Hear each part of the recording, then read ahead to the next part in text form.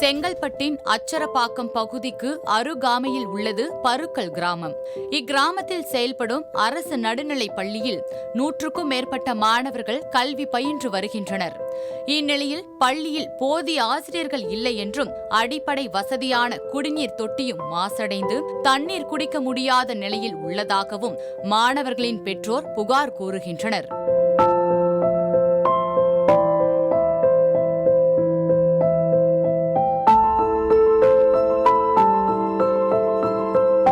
மேலும் இப்பள்ளியில் சுமார் 23 லட்சம் மதிப்பீட்டில் கட்டப்பட்ட கூடுதல் வகுப்பறை கட்டிடமும் கட்டி முடிக்கப்பட்டு 7 மாத காலமாகியும் திறக்காமல் உள்ளதாகவும், இதனால் மாணவர்களுக்கு போதிய இடவசதி இல்லை என்றும் அடுக்கடுக்காக குற்றச்சாட்டு முன்வைக்கப்பட்டுள்ளது.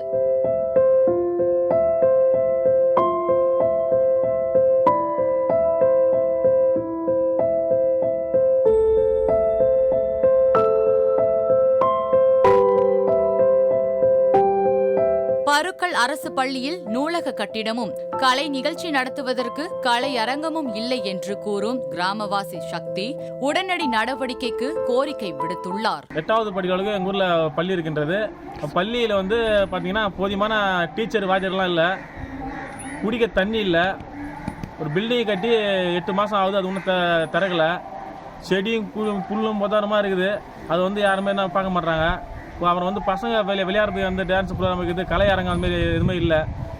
பள்ளியாவே இல்லை, ஸ்கூலாவே இல்லை. பள்ளியில் புல் தரைகள் புதர் மண்டி கிடப்பதால் தங்களது பேர குழந்தைகள் பாம்பு, பூச்சி உள்ளிட்டவைகளின் பயத்தோடே பள்ளி சென்று வருவதாக அப்பகுதி மூதாட்டிகள் கவலையுடன் தெரிவிக்கின்றனர்.